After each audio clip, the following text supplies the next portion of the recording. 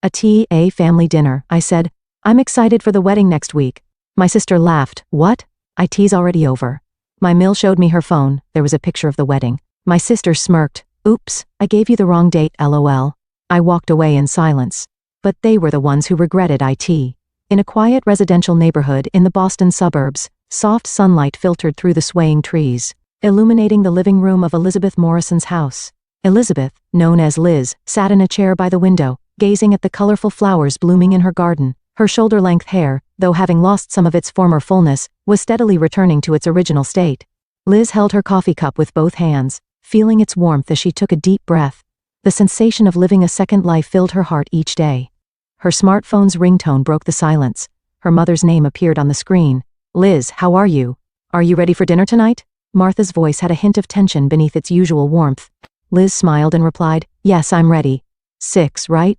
Dad said he'll bring wine, and Ashley and Jason are coming too. I've invited Jason's parents as well. Martha's voice rose slightly. Thomas and Carol are very proper people, so don't worry, Liz said reassuringly. Jason's parents are very warm people. Thomas in particular has shown interest in my work, and Carol is always concerned about my health. After ending the call, Liz moved to her home office. Her computer screen displayed a folder labeled, Gift for the Hamiltons. She checked information about a real estate property and bank transfer preparations, then smiled with satisfaction. At that moment, a memory from 2 years ago came vividly to mind. White hospital room walls, the rhythmic dripping sound of an fourth. Liz lay in bed, pale, her hair fallen out. Martha and George sat worriedly in the corner, while Ashley stood in the doorway, clearly uncomfortable. Get well soon, Ashley said, but her eyes kept darting to the clock on the wall. But I have to go now. I have a date with Mike. Ashley, Martha scolded. This is a difficult time for Liz. Ashley shrugged. I have my own life too. I wish you'd stop making Liz's illness the topic of every conversation. Liz shook her head to dispel the memory. Ashley has grown too, she whispered to herself. She has a right to be happy. Another memory emerged. Dr. Grayson sitting across from Liz. Elizabeth, congratulations. Your test results are good. I can say you're in remission. Tears welled up in Liz's eyes. However, complete recovery will still take time. Your strength will return gradually. And most importantly, spend time with your loved ones. This is a good opportunity to consider what truly matters in life. Liz stood up and gazed at the view from her window. She placed her hand on her chest, savoring the feeling of being alive. Then she picked up Ashley's wedding invitation and gently traced the date, April 15th, with her finger. How wonderful to see my sister on her special day, she smiled. Opening her closet, Liz took out a light blue dress. Modest, yet elegant. This won't draw too much attention at Ashley's wedding, she thought. She didn't want to steal the spotlight on her sister's important day. Liz's phone rang. It was Jason. Hey Liz, looking forward to dinner tonight. By the way, I really like that property in Brookline you told me about. I'm keeping it a secret from Ashley for now. Liz smiled. I'm glad you liked it. That property is perfect for you too. Leave the further proceedings to me. Let's avoid talking about real estate at dinner tonight so we don't spoil the surprise. Jason expressed his gratitude and hung up. Sunday evening in the spacious dining room of the Morrison home. The table was adorned with flowers and fine china, with crystal glasses filled with deep red wine. Liz, her parents Martha and George, Ashley and Jason's parents Thomas and Carol Hamilton were seated. Martha proudly announced as she carried in a silver tray with roast beef. Today's roast beef is one of Liz's favorite recipes. When she was sick, she said, "When I get better, I want to eat Mom's roast beef." Thomas Hamilton smiled warmly at Liz. Elizabeth, your recovery is truly miraculous. It's a great joy for our family too. Jason always talks about your courage. Liz responded politely, though a bit embarrassed. Thank you, Thomas. I learned a lot from this experience, especially how precious time with family is. Ashley shifted uncomfortably in her seat. Adorned with flashy jewelry, she raised her voice as if trying to become the center of attention. Hey everyone, don't you want to hear about our honeymoon plans? We've decided to go to Bali. As dinner progressed and conversation flowed, Liz said with a warm smile, I'm really looking forward to next week's wedding. My health has improved, and I'm so happy to see my sister on her special day. Suddenly the table fell silent. Ashley put down her fork and looked puzzled. The wedding? That's already over. She gave a small laugh. What? Liz said, confused. But the invitation said April 15th, didn't it? She took out her smartphone from her handbag and opened an image of the saved invitation. Oh, that's the old invitation. Ashley shrugged. We changed it to last weekend at the last minute. I wanted a small ceremony. Liz felt the blood drain from her face. But aren't I family? Suddenly, Jason's mother Carol spoke up. It was a lovely ceremony. She took out her smartphone. Look, I have pictures. Carol, unaware of the situation, was about to show the photos, but a momentary panic flashed across Ashley's face. Liz slowly peered at Carol's phone screen. There were indeed wedding photos, a typical American-style wedding, a garden ceremony, white tent, altar decorated with flowers. Ashley in her white dress, smiling parents, all of Jason's family, a group photo with friends. But Liz was nowhere to be found. Liz watched Carol's hand as she swiped through the photos. Not a single image included her. Ashley, what's going on? Liz's voice trembled. Why was I the only one who didn't know? Not even an invitation. Ashley grinned and said lightly, I guess I gave you the wrong date. Sorry. She picked up her wine glass and took a sip. I've been so busy lately. Jason looked uncomfortable and apologetic as he glanced at his sister-in-law. Liz, I thought invitations were sent. I'm really sorry. Martha looked at Ashley. Why would you do something like this?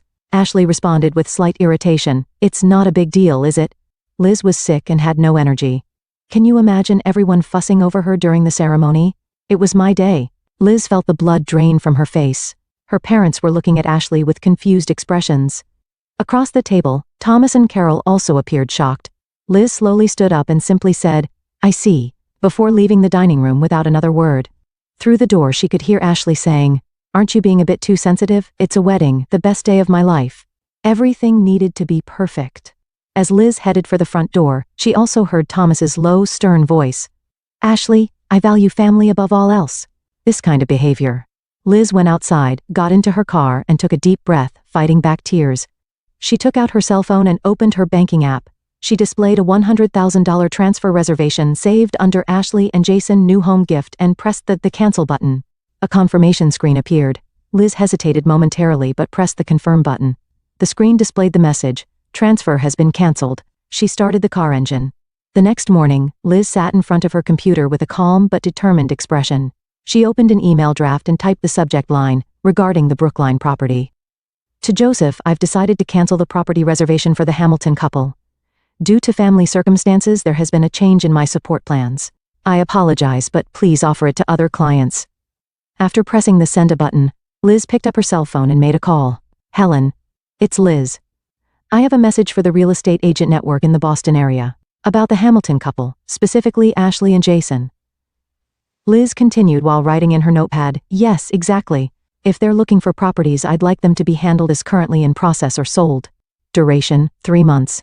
She thought for a moment and added, No, this is a personal matter. Until they find some other means. After hanging up, Liz gazed out the window. She wasn't feeling satisfied but rather sad. This hurts more than when I was sick, she whispered. That afternoon, Liz's phone rang.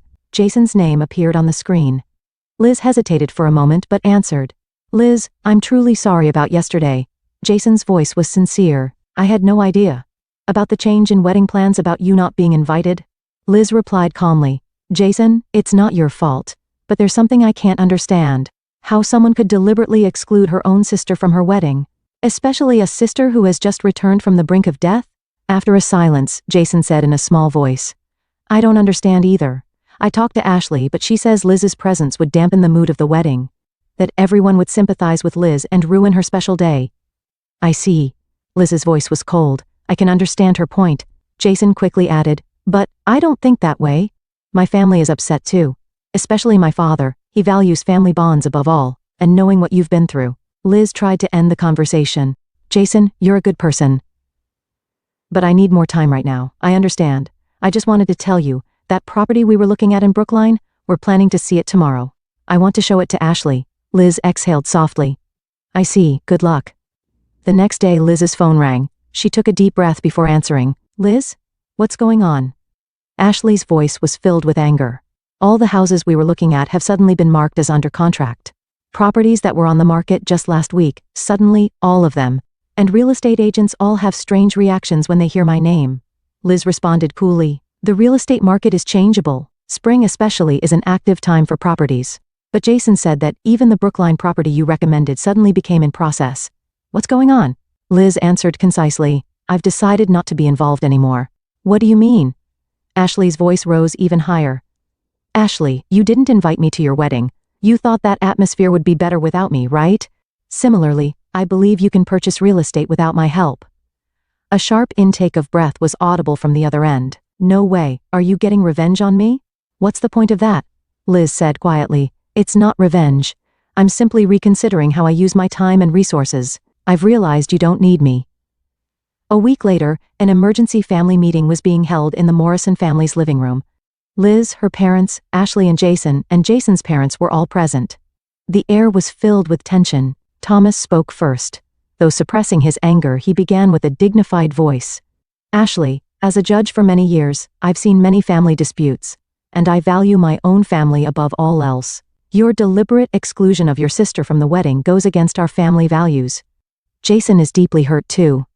Ashley tried to argue, but Jason stopped her. Wait, Ashley, listen.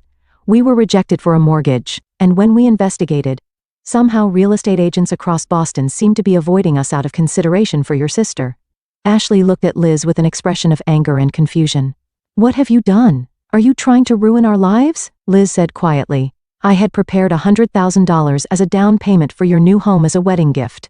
She took out her smartphone and showed the cancel transfer screen, and I had secured a special property. But it seems I'm no longer needed. Martha gasped.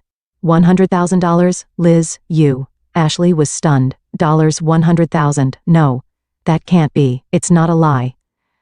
Liz also showed the history of the canceled transfer reservation. I sincerely wished for your happiness. From my experience of facing death, I learned that family bonds are the most important thing, but you made a different choice. Jason was so shocked he was at a loss for words. Ashley's face had turned pale, and she seemed to be feeling real fear for the first time. A tense silence dominated the living room. Ashley finally spoke. Liz, I didn't know. Her voice trembled. Liz calmly said, you didn't need to know. It was supposed to be a surprise. But why such a large sum? Ashley was confused. Because you're my sister, Liz answered simply. I wanted your happiness. I wanted to bless your new beginning in life. Jason's mother Carol said, Ashley, what have you done? Liz has just returned from the brink of death, after being told by doctors that time spent with loved ones is precious. Thomas was also looking at Ashley with a stern expression. You don't seem to understand the gravity of your actions. Disregarding family bonds is unacceptable according to our values. Martha sat next to Ashley and said sadly, why? Liz has always cared about you. Ashley finally began to understand the seriousness of the situation and started making excuses. I just didn't want to ruin my glamorous wedding. I thought if Liz came, everyone's attention would go to her. If the sister who overcame cancer came, my special day would turn into her comeback party. Liz's father said in a cold voice, is that your excuse? You couldn't share the joy of recovery with your sister after she faced death? Jason covered his face with both hands. We're in debt from the wedding costs, and we can't find a new home. He looked at Liz. Did you have something to do with our mortgage application? Liz answered honestly. Without my down payment contribution, your debt-to-income ratio might have changed, affecting your application. And I did tell real estate agents to hold off on dealing with you for now. Thomas stood up and said sternly, Ashley, I expect honesty and family values in my son's spouse. I need to reconsider whether you are appropriate as my son's life partner. Ashley turned pale. What do you mean? Carol placed her hand on her husband's shoulder and quietly said, we'll have to reconsider the financial support we promised for the marriage too. Tears welled up in Ashley's eyes. But we're already married. Legally? Thomas maintained his stern expression. Law is my specialty. Dissolving a marriage is complex, but not impossible. Especially in cases involving fraudulent actions. Jason stared at Ashley, then stood up and walked to the window. His expression was filled with agony. I love you, Ashley. But this is beyond my imagination. I couldn't do this to my sister. Martha and George sat silently. Their faces showed deep sadness. Liz slowly stood up. Everyone, I don't think we need to continue this conversation. She spoke gently but firmly. Ashley, I don't condemn your choices. I just accept them. Just as you don't need me, I won't interfere in your life. But, Ashley's voice trembled. Liz smiled. It seems I'm no longer your sister, just an acquaintance. That's fine. Facing death taught me many things. Liz picked up her handbag. Let's end here for today. Everyone, please enjoy your meal. As she headed for the door, Jason hurried after her. Liz, wait. My family is deeply grateful to you. And I want to express my respect for your courage. Liz thought for a moment, then said, Jason, you might need to work on your judgment of people. She smiled gently. But that's your life, your choice. As Liz opened the door, Ashley cried out, Liz, please come back. Let's talk. If it's about the $100,000, Liz didn't look back. This isn't about money, Ashley. It's about trust and respect, and what family means. She quietly closed the door and took a deep breath of fresh air outside. The soft spring breeze caressed her hair. Liz took out her smartphone and opened her banking app. She set up a new transfer procedure and titled it Donation to Cancer Patient Support Foundation. She entered $100,000 in the amount field and tapped confirm. Life is short, but if used for meaningful things, it lasts forever, Liz whispered as she looked up at the sky. Then she got into her car and drove off toward a new tomorrow. Inside the house, Ashley sat with a desperate expression. As all the family members stared at her, Jason's father, Thomas, solemnly said, "Ashley, today you lost the most valuable thing in life. It's not $100,000 but true family bonds." Martha pressed a handkerchief to her eyes and said, "To think my daughter has grown into such a person." Ashley seemed to truly understand the weight of her actions for the first time. Large tears fell from her eyes. But it was too late, perhaps too late to repair what she had broken. In a lush park in the Boston suburbs, on a weekend afternoon with the early summer sun shining, Liz sat on a bench in the shade. Her hair now reached past her shoulders, regaining more of its former fullness. On her lap was a small notebook and a fountain pen, and beside her sat a takeout iced tea. Elizabeth Morrison? Liz looked up to see a man standing there. He wore elegant casual wear and had a gentle smile. "I'm Daniel Bradley. Thank you for your time." Liz smiled and gestured to the seat next to her.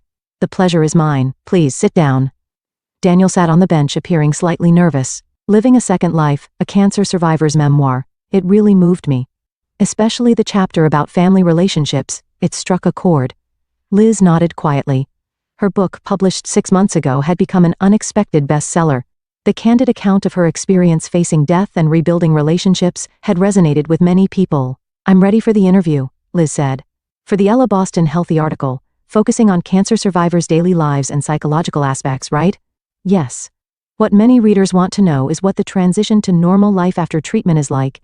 Daniel opened his notebook. "Especially how relationships change." Liz's cell phone rang. She looked at the screen and her expression darkened slightly. "Excuse me, I need to take this." Answering the phone, she asked, "Helen? What is it?" "Liz, Ashley contacted us again." Helen's voice sounded tired. "That's the 3rd time this month alone," Liz sighed. "I understand. Handle it as usual." After hanging up, Liz turned to Daniel with an apologetic expression. "That was a work call. Shall we return to the interview?" Daniel suggested. "For the first question, how has your outlook on life changed after experiencing cancer?" Liz gazed into the distance. "I don't worry about small things anymore, and I've started living my life based on my own values, not others' expectations." At the same time, in a small apartment in downtown Boston, Ashley stood by the window, her expression mixed fatigue and regret. On the table was a pile of bills and an open laptop. The screen displayed an email with the subject, "Final Notice of Divorce Proceedings." The door opened, and Thomas entered. His expression, though stern, showed compassion. "Ashley, the discussions are over. I'm here as Jason's representative." He handed her an envelope containing documents. "This is the final proposal." Ashley took the envelope but didn't open it. "Thomas, can I still not see Liz?" Thomas shook his head. "She has stated clearly, she doesn't want to be involved anymore. But about that $100,000, that's irrelevant now." Thomas's voice was cold. "She donated that money to a cancer patient support foundation. What you took from her wasn't money, but trust." Ashley gazed out the window. Her once glamorous life had changed dramatically over the past year. The divorce from Jason, the withdrawal of financial support from the Hamilton family, and the collapse of her relationships. Her reputation in the Boston real estate industry had also plummeted. "I was truly foolish," she whispered. Thomas's expression softened slightly. "Everyone makes mistakes. The issue is how you act afterward. I read Liz's book." Ashley turned around. "Though she changed my name, anyone would know it's me. She hasn't forgiven me." "Forgiveness and rebuilding a relationship are different things," Thomas said. "She doesn't hate you. She's just keeping her distance to protect her own peace." Liz's interview was nearing its conclusion. "Last question," Daniel said. "Do you have any advice for readers whose family relationships have been damaged?" Liz chose her words carefully. "I don't think there's such a thing as a perfect family relationship. Sometimes deep wounds are inflicted. What's important is not to lose sight of your own value, and to have the courage to distance yourself when necessary." She picked up her teacup. "But at the same time, it's important not to close your heart. I lost my relationship with my sister, but I found a new chosen family. Friends and fellow survivors who share similar experiences." Daniel noted down her final words. "Thank you for this wonderful interview." As Liz was preparing to leave, her smartphone rang. It was a text message from Ashley. To Liz. I may not be able to return the $100,000, or your trust, but at least let me apologize. Before I sign the papers, please meet with me just once. Liz stared at the message for a long time. Then she began typing a reply to Ashley. I've already moved on. You should do the same. Don't worry about the $100,000, that was my choice. However, Liz paused, thinking deeply. Then she continued. Coffee would be fine. Next Tuesday, at the cafe on Newbury Street. 11 o'clock. From Liz. After pressing the send button, she looked up at the sky. It might not be complete forgiveness, but she understood better than anyone that life is short and unpredictable. Living a second life means having the courage to make new choices. Liz whispered to herself as if in self-affirmation. Then she stood up and took a new step forward. In the Boston sky, a cloudless blue stretched as far as the eye could see.